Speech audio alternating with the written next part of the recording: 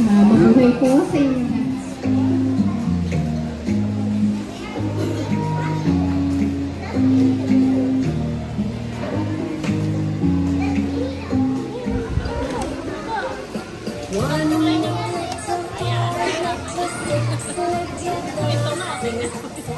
Maraming salamat po sa panibagong araw at pag-asa namin.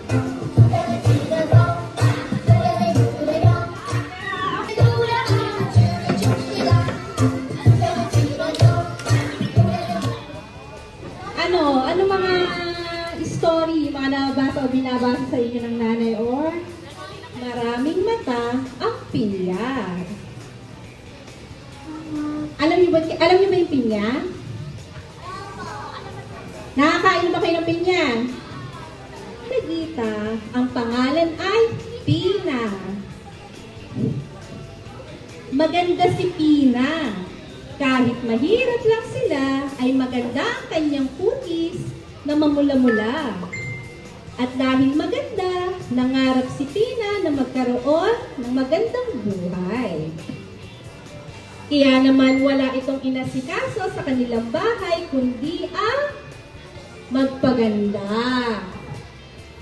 Palagi siya nakaharap sa salamin at sukulay ng sukulay.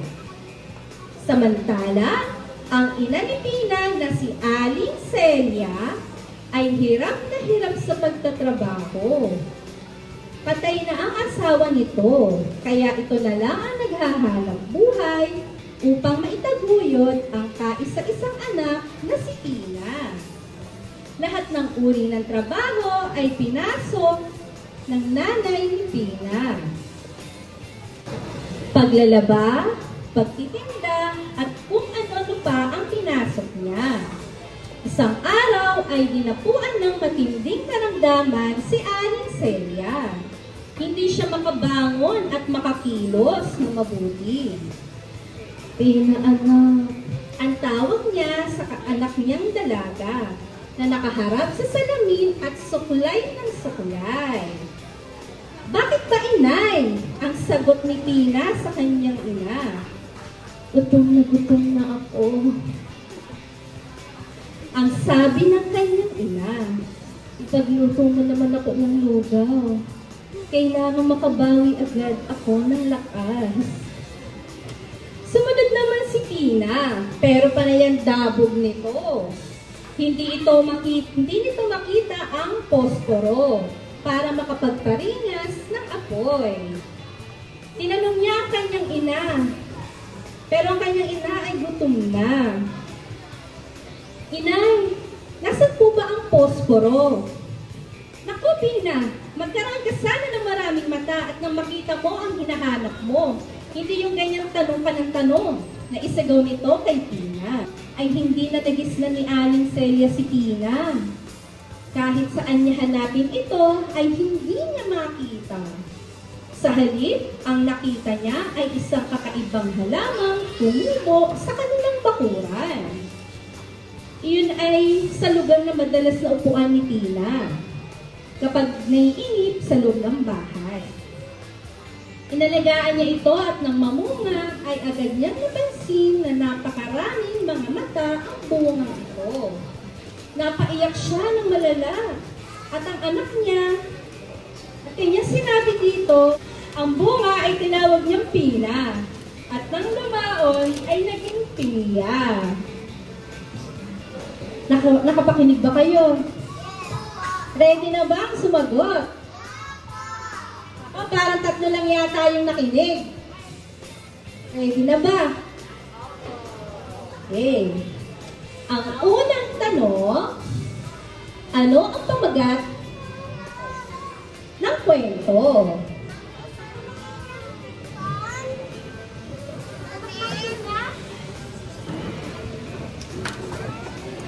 Alam niyo ba kung anong gagawin natin today? Ano yun?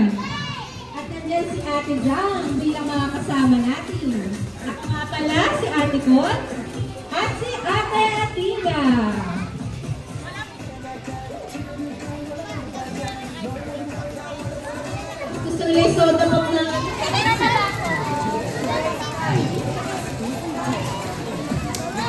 Okay, wala po munang base. Pero dito natin siya ididikit sa itim na part, itim na kulay. Okay, ibaliktad natin sa itim. Yan. Itim yung pagdidikitan natin, ha? Bilugin muna para lumambot, ha? Huwag pagsasama-samahin.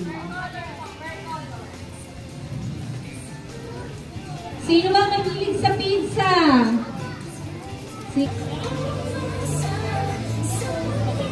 Mas matigas sa train ko. Secret? Unlock the new Univac mobile app to play. Bilog-bilog.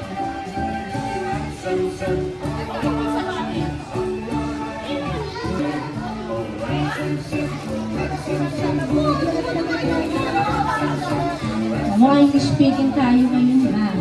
Ayan, hindi pa pala. At lagyan ng konting color brown at i-massage ulit. Konting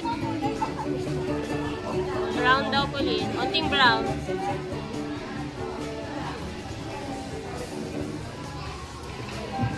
Okay, pagsamahin nyo.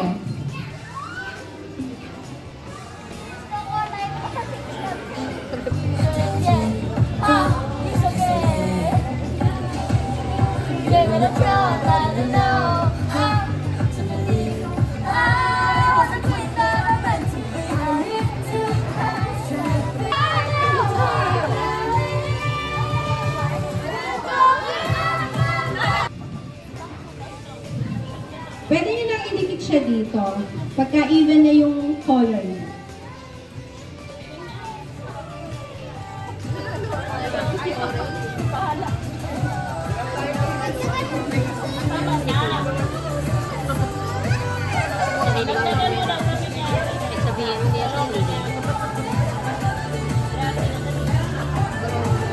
Dapat ganito na po, ikakalat nila. Kalat na po.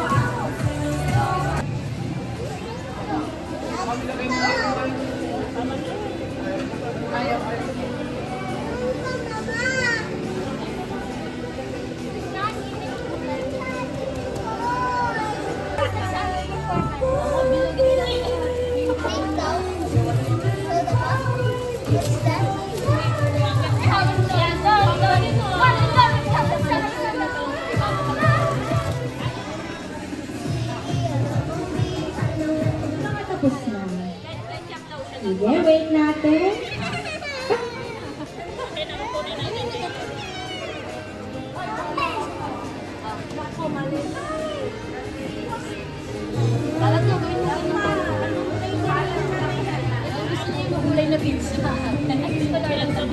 Color brown. At bilog-bilugin lang natin. And then press, press, press.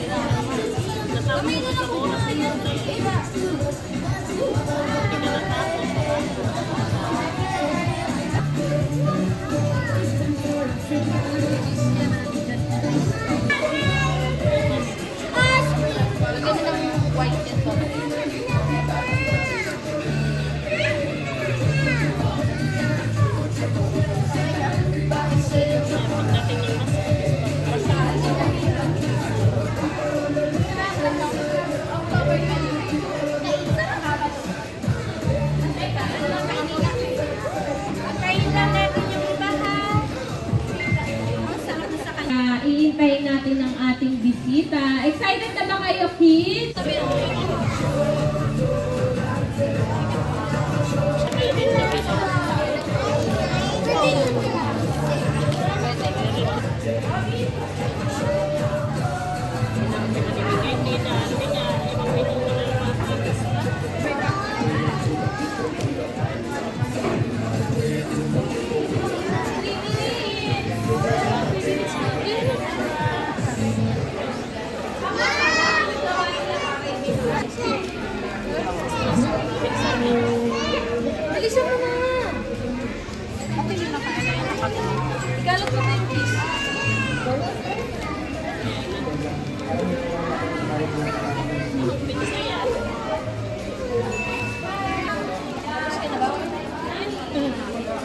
dyan, oh.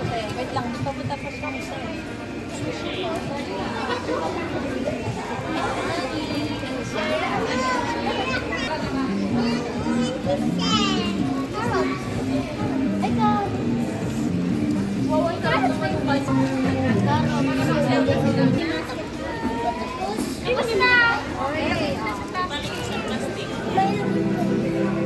Ayan na!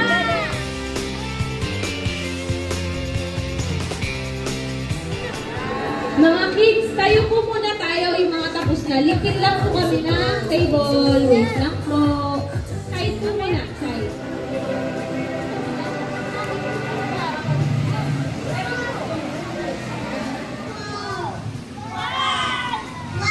One!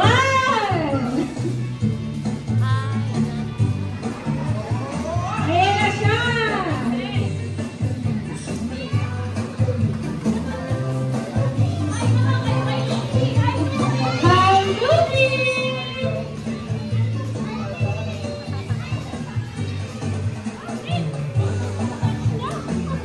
Kaya yung sumayaw!